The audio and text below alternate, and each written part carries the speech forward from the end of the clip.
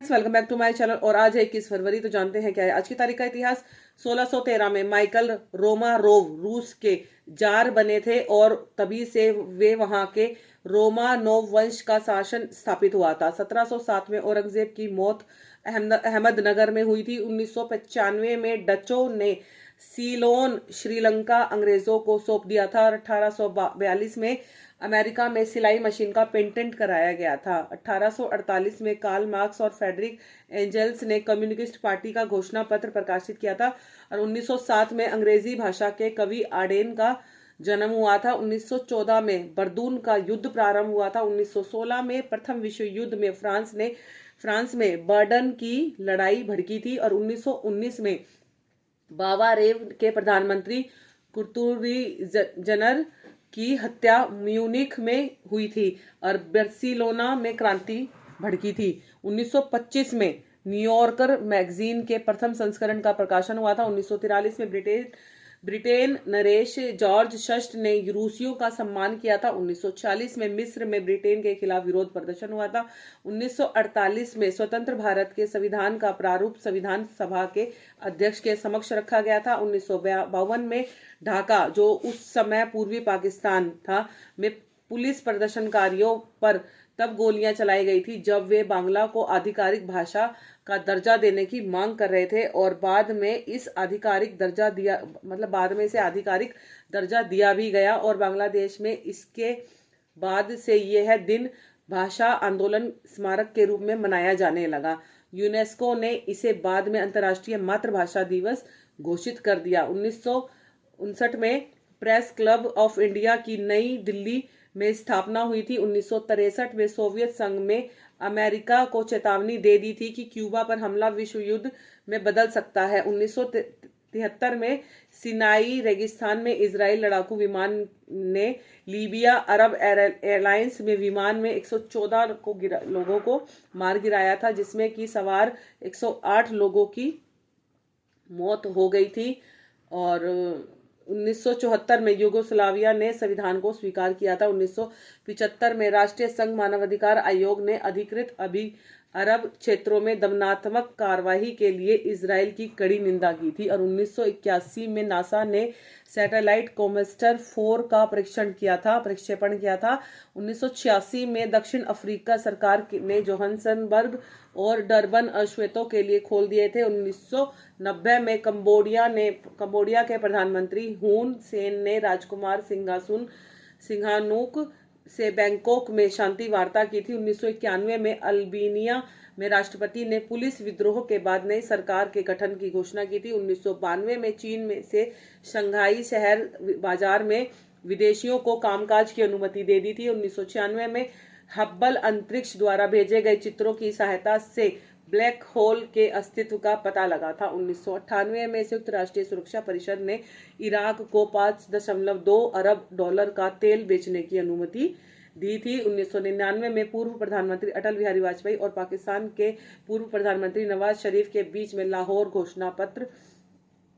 घोषणा पर समझौता हुआ था। 2000 में भारतीय मूल के 52 वर्षीय उज्जवल दोसांझ कनाडा में ब्रिटिश कोलंबिया प्रांत के नए मुख्यमंत्री प्रीमियर बने थे और 2001 में इजराइल में एहूक बराक का गठबंधन सरकार में शामिल होने से इनकार कर दिया था। राजनीति छोड़ने की घोषणा सहस्त्र शताब्दी के महाकुंभ का समापन थी। 2004 में लॉन टेनिस में सानिया मिर्जा WTA खिताब जीतने वाली पहली भारतीय महिला खिलाड़ी बनी थी। 2005 में स्पेन के निवासियों ने जनमत संग्रह में यूरोपियन संघ के संविधान का व्यापक समर्थन किया था। 2008 में अनिल अंबानी की रिलायंस कम्युनिकेशन ने युगांडा की कंपनी अनुपम ग्लोबल सॉफ्ट का अधिग्रहण किया था। भारत की प्राइवेट एयरलाइंस एजेंट एयरवेज ने एयर कनाडा के साथ स्ट्रेटेजी गाठजोड़ किया था। पाकिस्तान पीपल्स पार्टी के नेता आसिफ अली जरदार और मुस्लिम लीग के नेता पूर्व प्रधानमंत्री नवाज शरीफ ने हाथ मिलाया था।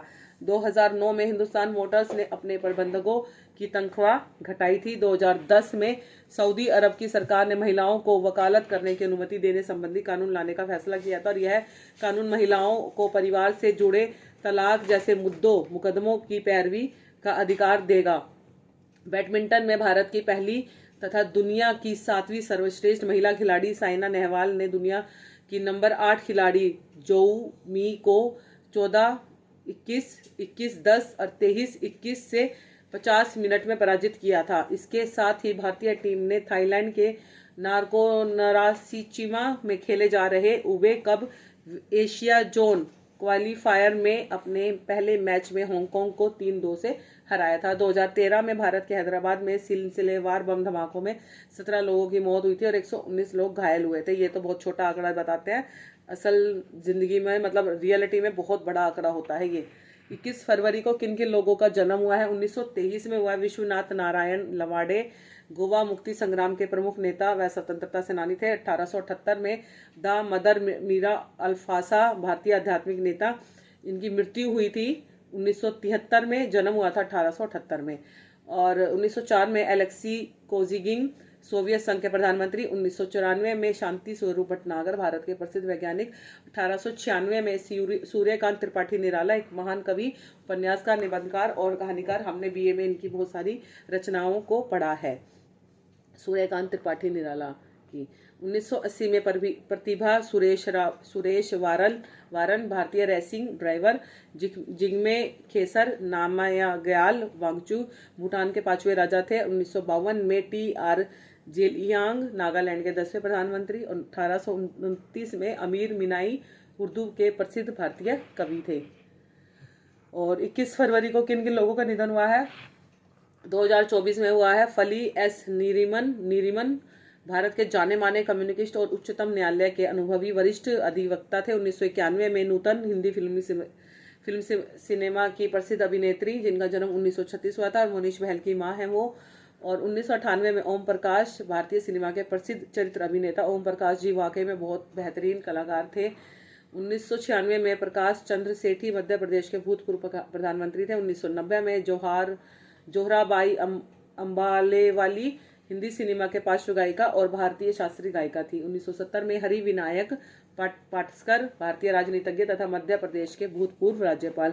1829 में रानी चन्नम्मा, झांसी की रानी लक्ष्मीबाई के समय में कर्नाटक की वीरांगना और स्वतंत्रता सेनानी थी। और गाइज आज 21 फरवरी है, तो आज के दिन क्या महत्वपूर्ण दिवस अवसर मनाया जाता है? सबसे बड़ा दिवस है अंतर्राष्ट्रीय मातृभाषा दिवस। ये आज के दिन 21 फरवरी को मनाया जाता है और इसके बारे में मैं आपको अभी बताऊंगी कि ये क्यों मनाया जाता है। जय श्री राम, राधे राधे।